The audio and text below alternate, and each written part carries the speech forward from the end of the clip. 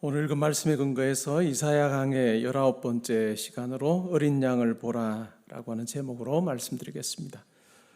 이사야서에 보면 여호와 종의 노래가 4번 나옵니다. 마지막 4번째 노래가 이사야 52장 13절부터 53장 12절까지 나옵니다. 종의 고난과 영광에 대해서 이야기를 합니다. 여호와의 종, 즉 메시아에 대한 묘사가 등장합니다. 이스라엘 백성은 성전을 통해서 죄사함을 받는다라고 하는 확신을 가지고 있었습니다. 근데 바벨론에 의해서 성전이 파괴되고 그 이후에 사는 사람들에게는, 성전이 없는 시기를 사는 사람들에게는 더 이상 성전을 통해서 하나님께 나아갈 길이 주어지지 않았습니다. 하나님께서는 성전이 궁극적으로 하나님께 나아가는 길이 되지 못함을 분명하게 보여주시고, 결국은 메시아를 통해서, 여호와의 종을 통해서 하나님께 나아가는 길이 가능해지고, 또 여호와의 종을 통해서 죄가 깨끗해지는 것에 대해서 이야기를 하고 계십니다. 그래서 메시아를 통한 구원에 대해서 말씀하고 있는 것이죠. 그런데 오늘 우리가 읽은 본문에 보면 여호와의 종, 그에게는 우리가 흠모할 만한 것이 없습니다. 멸시받아 버림받고 고난을 당해 슬픔의 사람이 됩니다. 사람들은 그를 보면 얼굴을 가렸고 또 귀히 여기지 않았습니다. 왜 그러면 여호와의 종이 고난을 당할까요? 그것은 바로 우리 때문이다라고 분명하게 이야기합니다. 계속해서 우리라고 하는 단어가 반복되고 있는데 이렇게 말합니다. 우리의 질고 때문이고 슬픔 때문이고 우리 허물, 우리의 죄악 때문이다 라고 이야기를 하면서 53장 5절에서는 이렇게 말합니다. 그가 찔림은 우리의 허물 때문이요 그가 상함은 우리의 죄악 때문이라. 그가 징계를 받음으로 우리는 평화를 누리고 그가 채찍에 맞음으로 우리는 나음을 받았도다. 여호와의 종 그가 찔리고 상하고 징계를 받고 채찍에 맞은 그것이 우리에게는 엄청난 결과를 가져다 주었다라고 그렇게 이야기를 합니다. 우리는 그 일로 인해서 평화를 누리게 됐고, 또한 우리는 나음을 받게 되는 부분에 대해서 이야기를 합니다. 하나님께서는 우리 모든 죄악을 그에게 담당시키셨다라고 그렇게 아주 분명하게 이야기를 합니다. 우리는 이사야서 53장을 읽을 때마다 여기에 나오는 노래에 나오는 종이 바로 예수님이다 라고 하는 것에 대해서 우리는 확신합니다.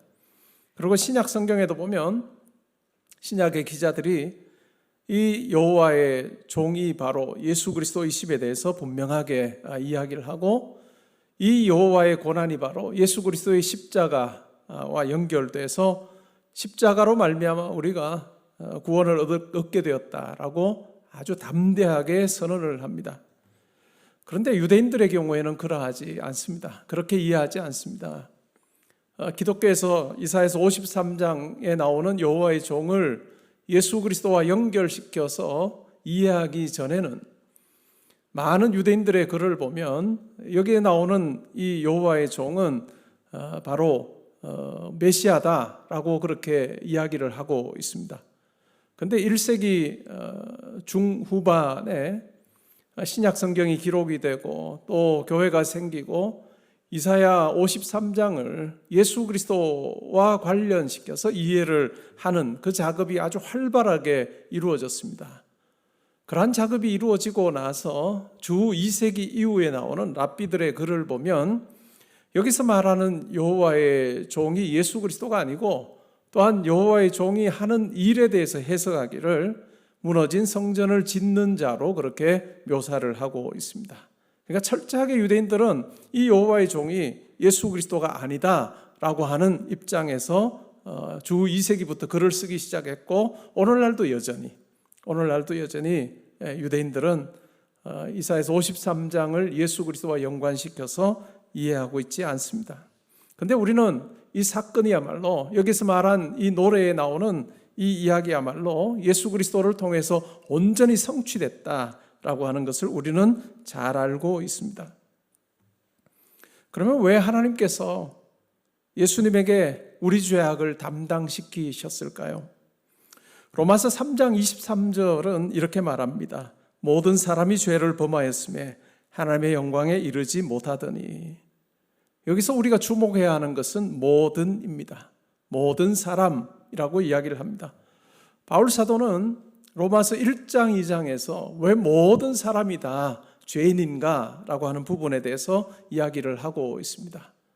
율법이 없는 이방인들의 경우에 아무리 도덕적으로 잘 살려고 노력한다고 해도 하나님의 그 기준에 부합할 수 없음에 대한 이야기를 하고 있습니다.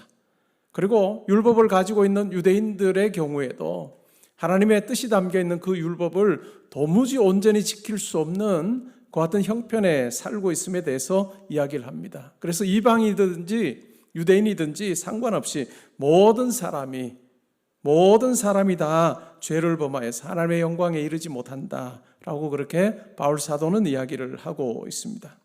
악하게 사는 사람, 아니면 착하게 사는 사람, 때로는 우리가 이런 생각을 하는 경우들도 있습니다. 예수 믿지 않는 분들 중에는 착하게 살면 되지, 착하게 살면 구원받는다, 착하게 살면 하나님이 인정한다라고 그렇게 생각하는 분들도 있습니다. 그러나 성경은 절대로 그렇게 이야기하지 않습니다.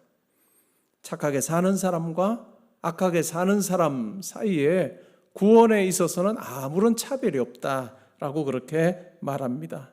갱도 제일 밑바닥에 있는 사람과 산꼭대기에 있는 사람, 우리가 보기에는 차이가 많이 납니다.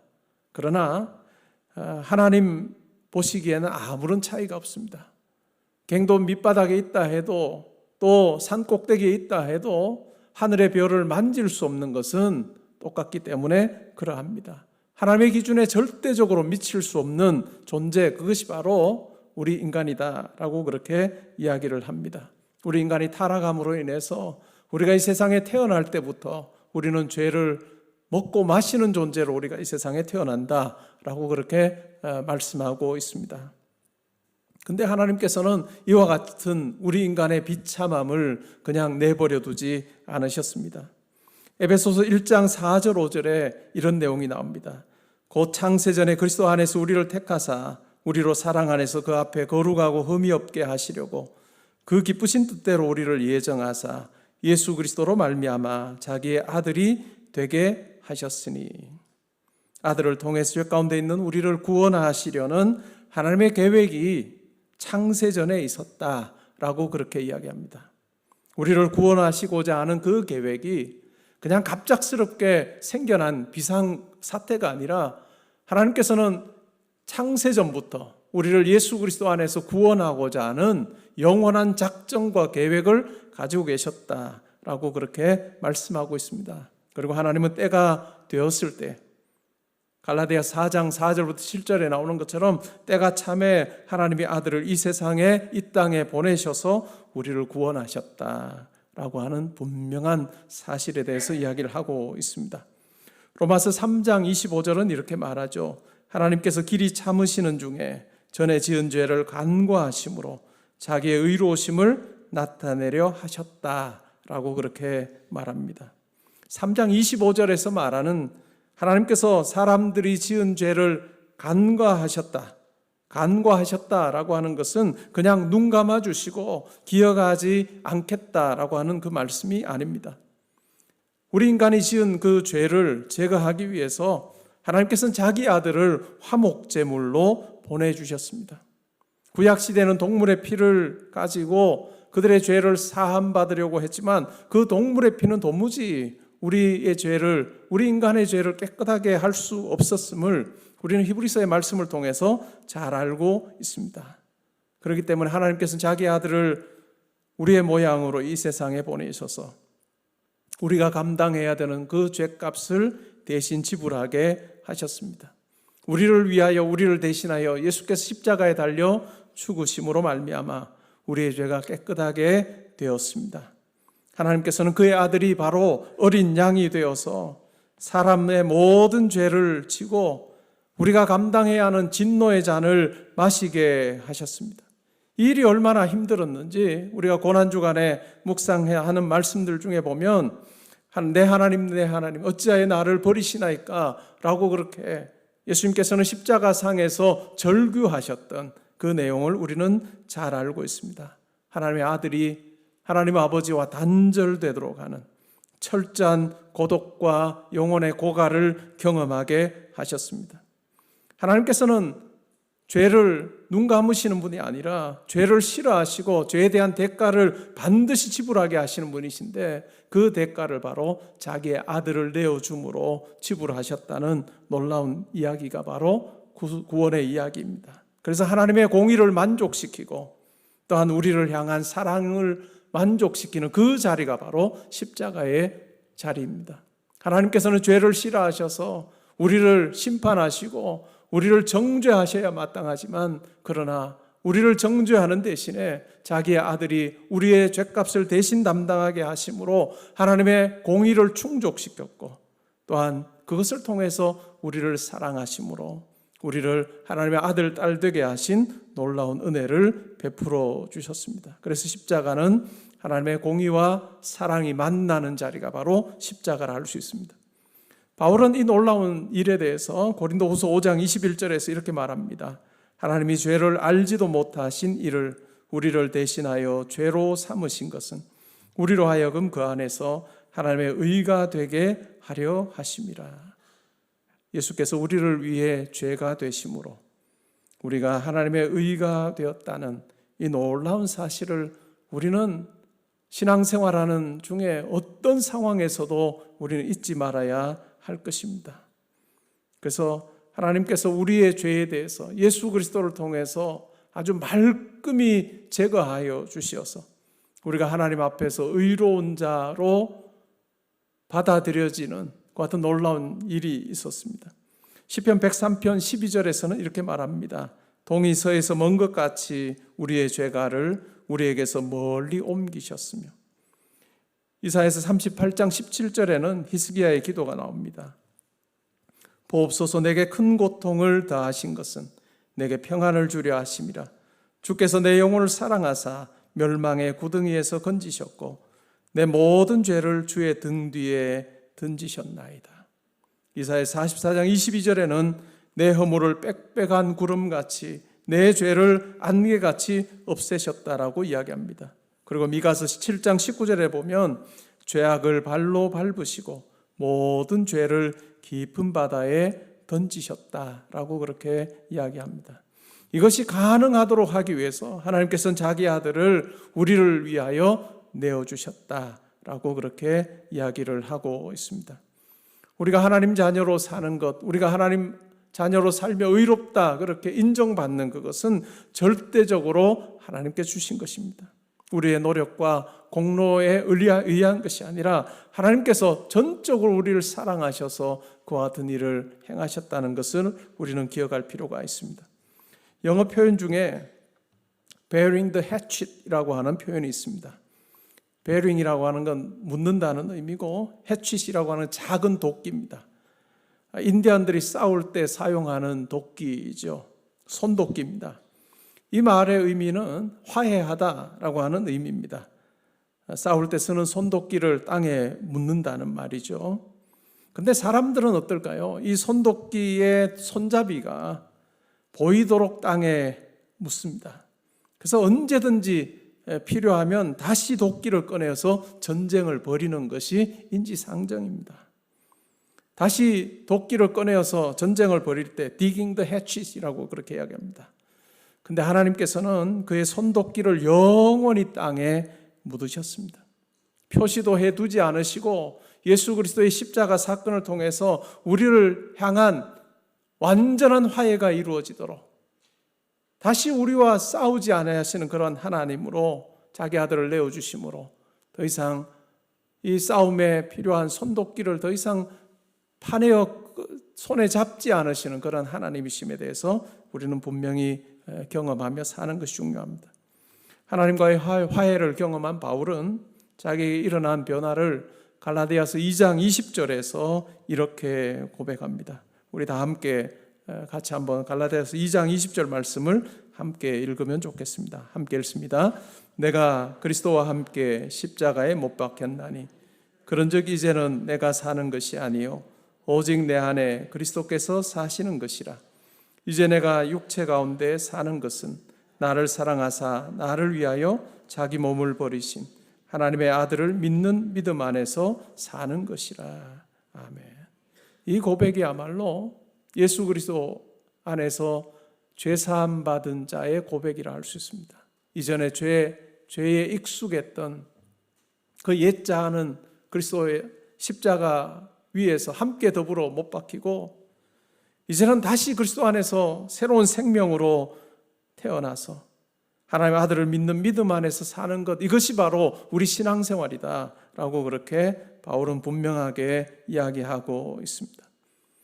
우리가 인생의 어떤 상황 가운데 우리가 살든지 간에 때로는 안개로 덮여서 아무것도 볼 수 없는, 앞을 볼 수 없는 그 같은 형편에 우리가 산다 할지라도 나에게 생명 주신 예수님, 또한 현재 상황까지 함께 하시면서 세임 주시는 그 하나님 아버지를 의지하며 나아가는 그것은 우리에게 참 중요한 것이라 할 수 있습니다.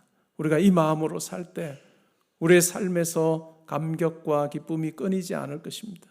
우리에게 주어지는 감격과 기쁨은 나의 감정에 의해서 좌우되는 것이 아니라 예수 그리스도 안에서 나를 용서하셨다라고 하는, 그리고 용서하셨을 뿐만 아니라 나를 아들, 딸 삼으셨다는 그 놀라운 하나님의 은혜와 사랑을 우리가 마음속에 간직하며 살 때 비로소 우리 가운데 담대함과 확신이 주어진다는 것 우리가 기억하면 좋겠습니다. 사형 집행을 앞두고 풀려나서 자유롭게 된 그 감격을 삶에서 누리며 순간순간 하나님께서 주신 그 목표를 향해 달려가는 그 삶, 그것이 바로 우리 성도의 삶일 것입니다.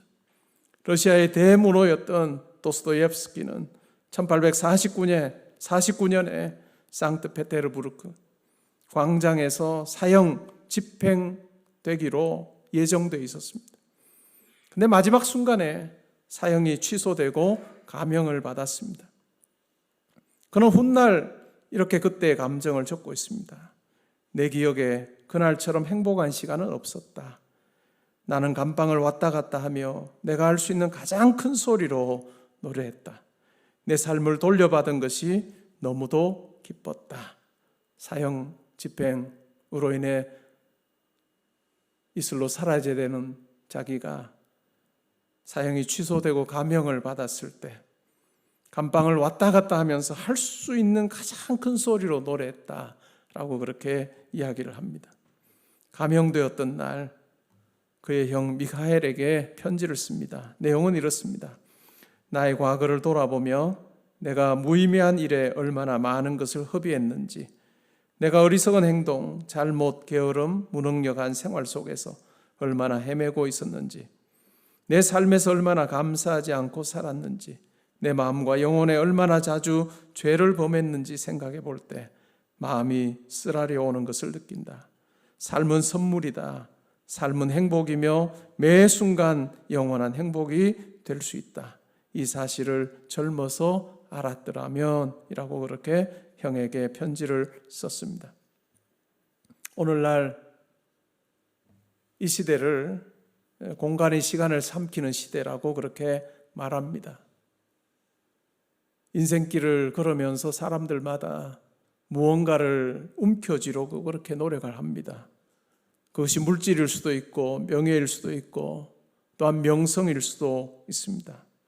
그러나 이러한 것들은 우리에게 잠시 만족을 줄지는 몰라도 영원한 만족을 줄 수가 없습니다. 톨스토이가 1886년에 쓴 사람에게는 얼마만큼의 땅이 필요한가 라고 하는 소설에서 탐욕스러운 농부 바홈이 더 많은 땅을 차지하려고 마침내 목숨을 걸고 땅을 차지하려고 하다가 결국은 날이 저물 때 자기의 목숨을 잃어버리는 그 같은 내용이 나옵니다. 그러면서 톨스토이는 이 세상을 떠나는 사람에게 단지 필요한 것은 6피트, 1m 80cm 정도에 불과한 땅, 그것이 전부라고 그렇게 이야기를 하고 있습니다. 이 톨스토이의 소설에 나오는, 단편 소설에 나오는 이 이야기는 오늘날 사는 우리와도 무관하지 않습니다.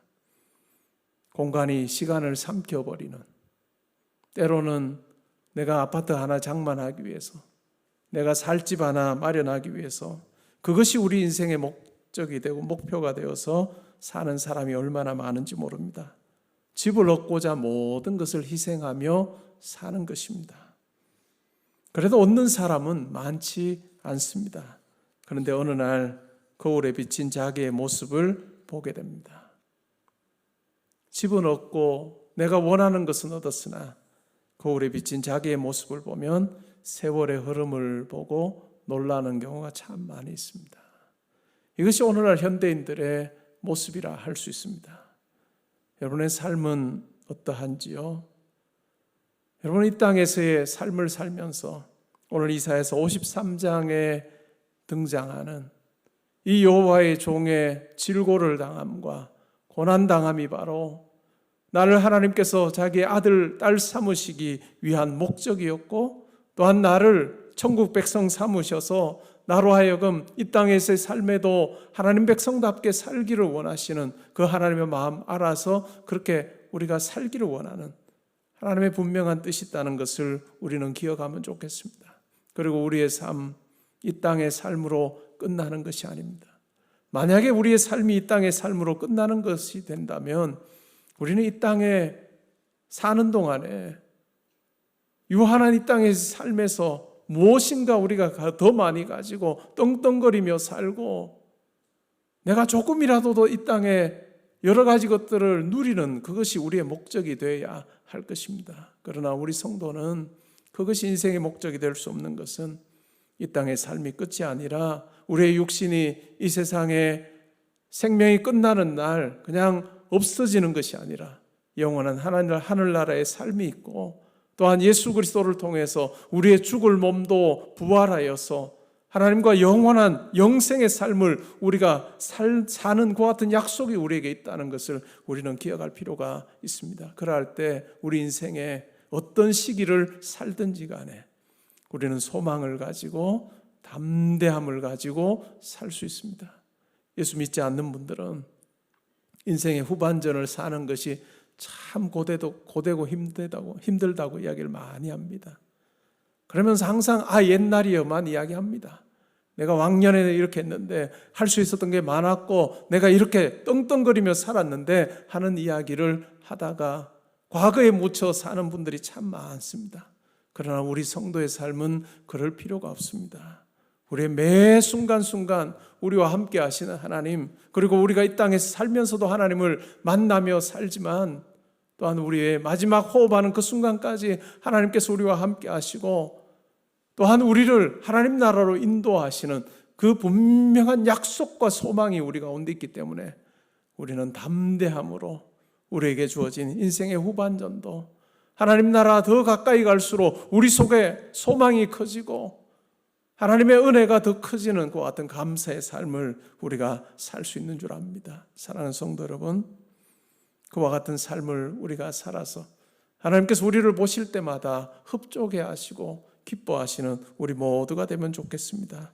바울은 로마서 12장 1절 2절에서 이렇게 말합니다. 그러므로 형제들아, 내가 하나님의 모든 자비하심으로 너희를 권하노니 너희 몸을 하나님이 기뻐하시는 거룩한 산제물로 드리라. 이는 너희가 드릴 영적 예배니라. 너희는 이 세대를 본받지 말고 오직 마음을 새롭게 함으로 변화를 받아 하나님의 선하시고 기뻐하시고 온전하신 뜻이 무엇인지 분별하도록 하라. 이 자리에 계신 우리 한 분 한 분이 이 세상의 풍조에 휩쓸리지 말고 마음을 새롭게 함으로 하나님의 선하시고 기뻐하시고 온전한 뜻이 무엇인지를 분별하여 그 일에 힘쓰는 자로 우리가 살 때 하나님께서 우리의 삶 전체를 거룩한 산제물로 받으시는, 하나님께서 흡족해 하시는 그 같은 삶이 되리라 믿습니다. 사랑하는 성도 여러분, 여러분의 삶의 자리에서 이 소망 가지고 이 변화된 모습으로 우리 모두 살아서 하나님께서 저와 여러분을 보실 때마다 항상 내 마음에 맞는 자라 인정하시는, 하나님의 인정함을 받는 복된 삶 사시기를 주의 이름으로 축복합니다. 아멘.